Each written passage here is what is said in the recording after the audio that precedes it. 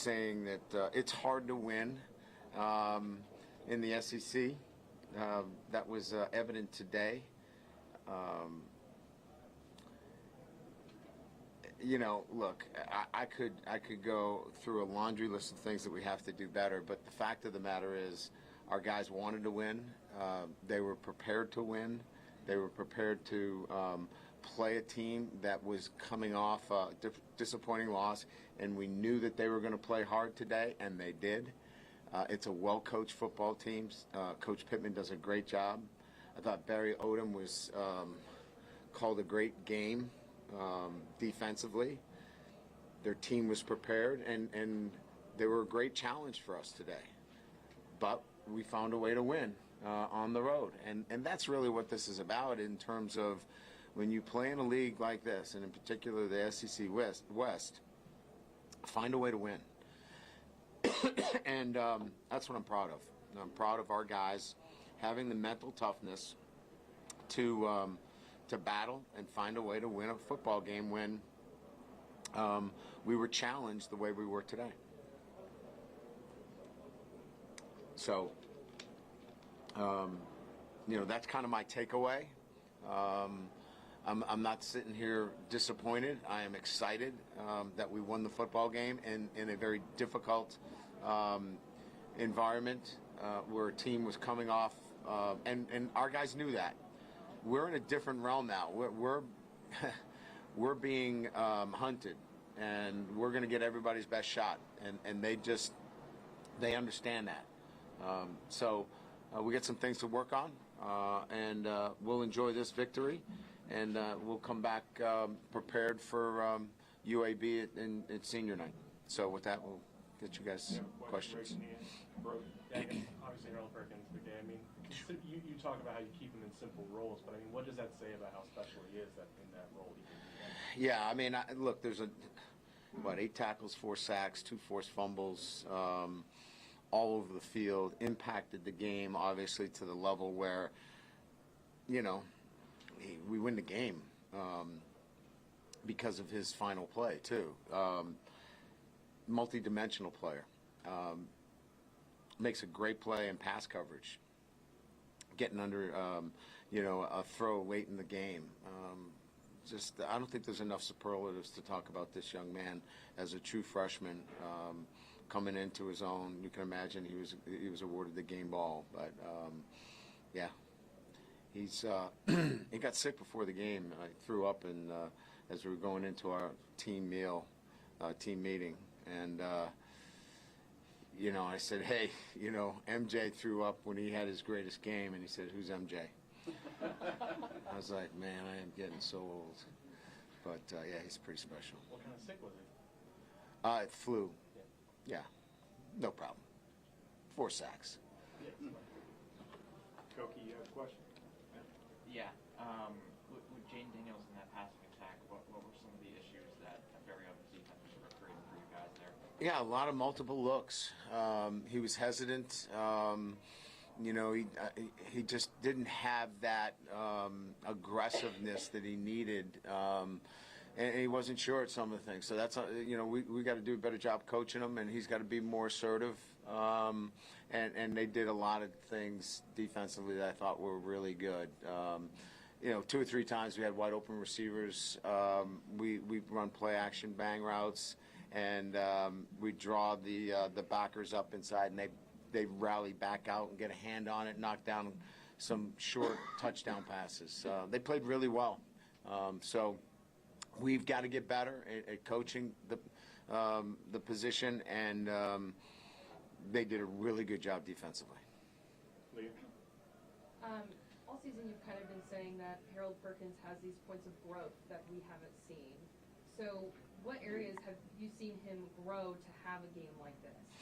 I think his ability to drop in coverage, we saw that today, being in the right place, and gap responsibility. You know, there were times earlier in the year where he would just cut a gap loose, and you'd have some, you know, big runs. And he's so much more gap conscious in terms of making sure that he's fitting the plays the right way. Sometimes he'd run around things, be in the wrong gap.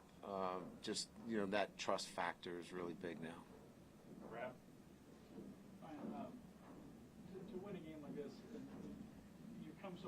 far, and it looks like, well, everything's just going to work out for you, but it kind of illustrates your team is still growing, right? I mean, Oh yeah, but it's look, you still have to find ways to make plays and win these games at the end.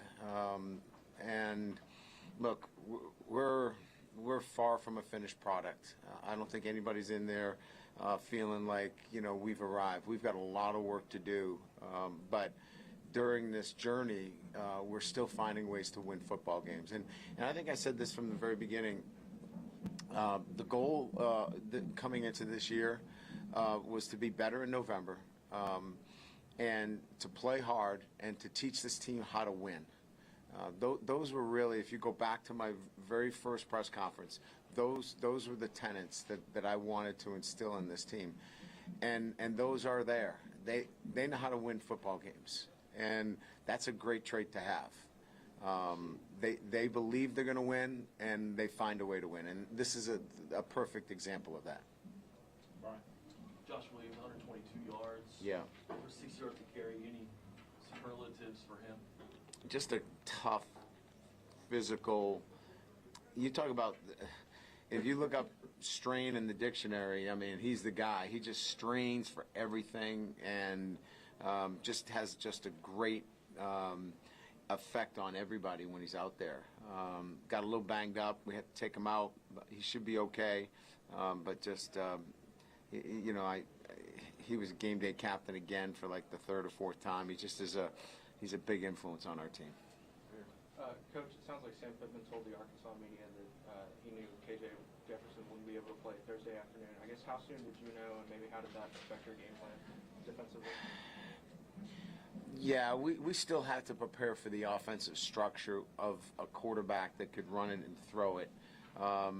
So it didn't really affect it that much. We kind of had to prepare as if he was playing, and then if the backup played, we were ready. I thought the walk-on is at Fortin.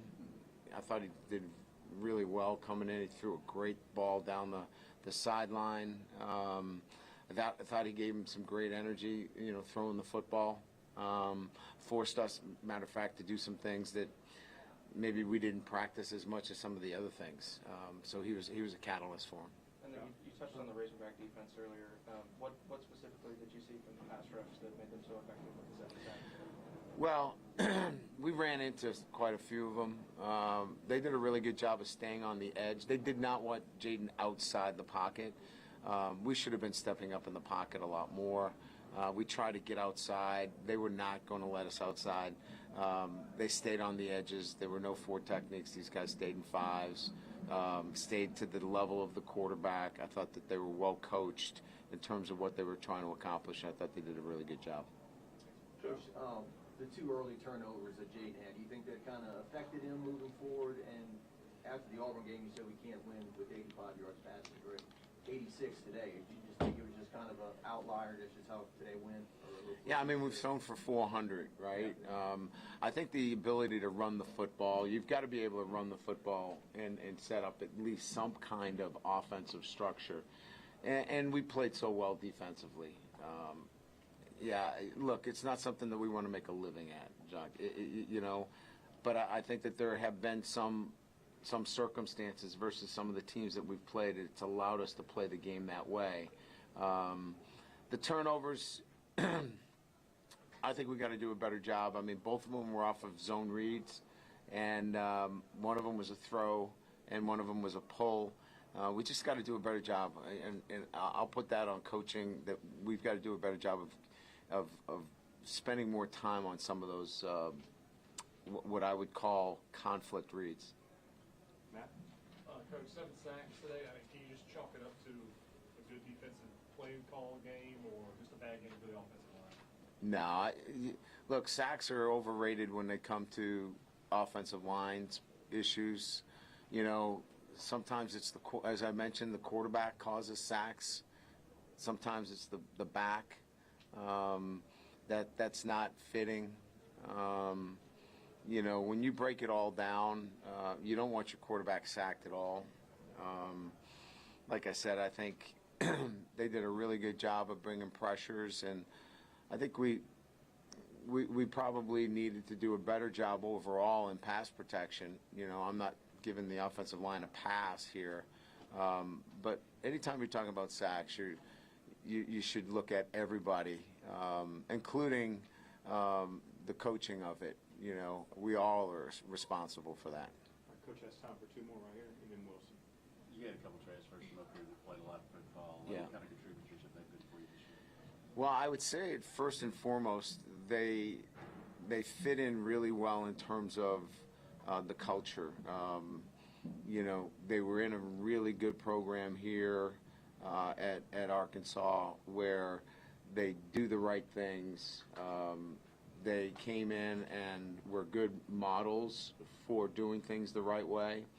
So they really helped me early on in making sure we had guys doing things the right way. So Joe and Greg were outstanding in that respect. As football players, they're good players, and they've contributed. But I would say that their contributions were as important off the field as they were on the field. Wilson. Ryan, you were pretty aggressive on fourth down tonight, or this afternoon, I guess, particularly even here in territory a few times. Just what was the thought process behind those moments and when you go for those spots?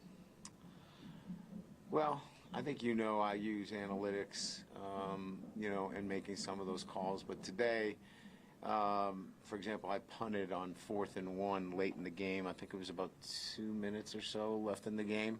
That was a go analytically to go for that. I chose not to.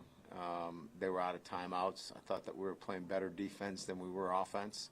Felt like it was the wise thing. We had a bad snap and a poor kick resulted. We got a good break. The ball stayed in bounds. We got decent field position, got the subsequent turnover. So it ended up being the right decision. So sometimes it's a gut feeling, and sometimes I use analytics to make those decisions. All right, thank you. I'm going that way. You want to go this way? I look Yes, this way. yes, sir.